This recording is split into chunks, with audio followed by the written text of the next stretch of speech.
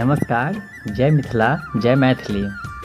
आइ हम बात करब मिथिलाक एगो एहन धरोहर व संस्कृति के बारे में जकर संबंध हरियाणा से जुड़ल अछि। जी हम मिथिला के माटि पानि में फलल फूलल एगो एहन प्रेम कथा के बात करब जाहिसँ मिथिला में लोकगीत लोकनृत्य के उत्पत्ति भेल। एही मधुर गीत आ मंत्रमुग्ध करे वाला लोक नृत्य से इंद्रदेव तक रिझ जाइत छथि आ उचास पड़ल बियाबान धरतीक लहास पर झमाझम बरखा करबऽ लागै छथि।